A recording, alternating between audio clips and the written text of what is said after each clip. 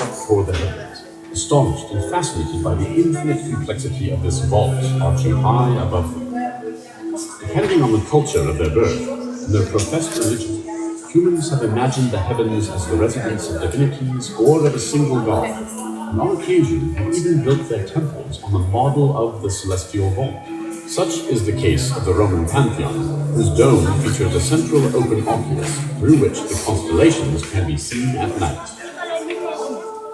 During the first half of the 12th century, a different kind of dome was realized for the baptistry of San Giovanni, not hemispherical, but built in sections on an octagonal base, supported by hidden ribs forming 12 colossal Gothic arches with a diameter of 26 meters. It was this type of structure that the Florentines had in mind for the dome, or cupola, of their new cathedral. They undoubtedly wished to replicate on a massive scale the octagon of the baptistry adjacent to the cathedral, reiterating its allusion to the Ottavio Dies, the 8th day of eternity. At the same time, they understood the superior structural capacity of the Gothic architectural system of thrusts and counter-thrusts. As construction on the cathedral progressed eastwards during the last decades of the 14th century, the builders greatly strengthened the final pilasters of the nave and created massive buttresses in the adjoining buildings, destined to sustain the weight and lateral thrust of the cupola. Likewise, potent buttresses were wedged in between the 15 radial chapels of the transepts. The final phase of this preparatory process was the construction of the high drum, whose function was, and still is, to raise the cupola high above the level of the city's roofs. Simultaneously, the drum channels the dome's weight and the dynamic thrust downward through the structural framework. It was at this point, in the year 1418, that Filippo Brunelleschi entered the scene, asserting that in Rome he had studied the physical logic of ancient dome structures such as the Pantheon. Challenged to reveal the system that he intended to use in order to span the immense space, equal to that of the famous Roman temple with its diameter of 43 meters, Brunelleschi, at least according to the Renaissance sources, made fun of everyone with his demonstration of the egg.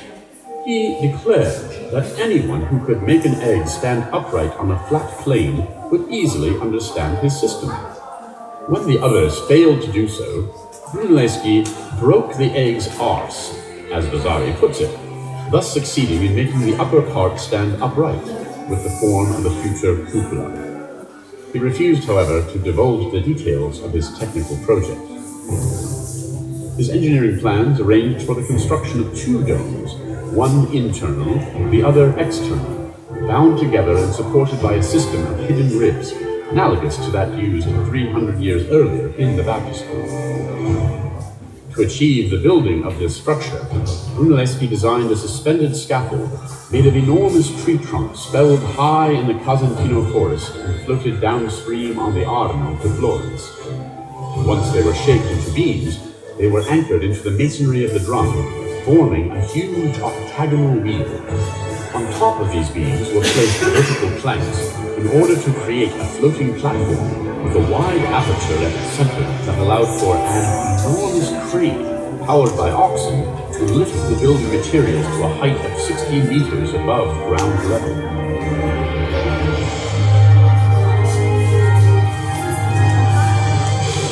Despite ferocious criticism of his innovative methods, and letters that were sent to the Opera del Duomo warning of the inevitable failure of his project, by the year 1430, it was clear that Filippo was succeeding with his plans, and that before long the cupola would be finished. Looking ahead to the imminent time when the underlying area would be ready for use, two marble organ lofts with singing galleries were commissioned from Luca della Robbia and Donatello respectively. These cantorie are housed today in the museum.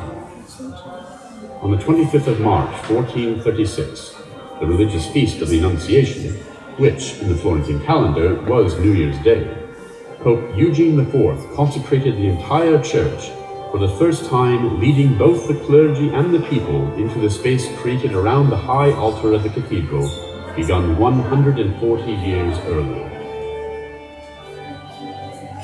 Still, Brunelleschi's work was not yet finished. In 1436, the architect brought to completion the octagonal wooden choir below his cupola, and in the following years he finished the classicizing tabernacles at the base of the drum. In addition, he perfected the project of the lantern crowning the cupola. This is a completely marble structure, 6 stories high, whose weight serves as a keystone sealing the dynamic system of the cupola's thrusts. Brunelleschi, who died in 1446, did not witness the completion of the lantern, which, however, is faithful to his model, conserved at the museum. With the cupola finally in place, a program of artworks was carried out inside the cathedral, proportionate to the colossal space of this church.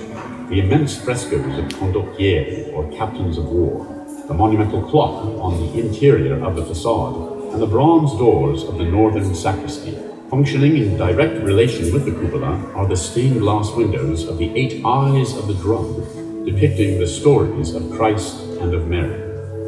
Brunelleschi himself did not see the completion of the marble facing of the drum, which 20 years after his death still showed its underlying structure of pietraforte, or rough, unfinished stone. This fact can be seen in the cathedral's painting in honor of Dante, signed by Domenico di Michelino and dated 1465. In the final decades of the 15th century, several artists proposed solutions for this highly visible area of the supporting structure of the cupola, and the museum conserves the relevant wooden models. In Domenico di Michelino's painting, one can also see, already in place, the great gilt ball surmounted by a cross, which in reality Andrea del Verrocchio was then only beginning to craft. With the construction of the cupola, Florence became the first European city that could boast an absolute monument, which, like certain ancient buildings, gave a new sense to the very idea of collective urban life. During the mid-15th century, Leon Battista Alberti, a fervent admirer of Brunelleschi, would design another Florentine cupola for the Marian sanctuary of the Santissima Annunziata. In the early 1480s, in a fresco painted in the Sistine Chapel, Pietro Perugino included the image of a temple with a cupola exactly like that of Santa Maria del Fiore.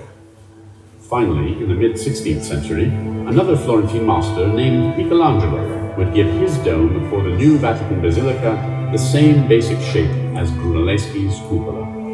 Paradoxically, the image that best sums up the sense of Brunelleschi's cupola does not follow, but precedes its construction.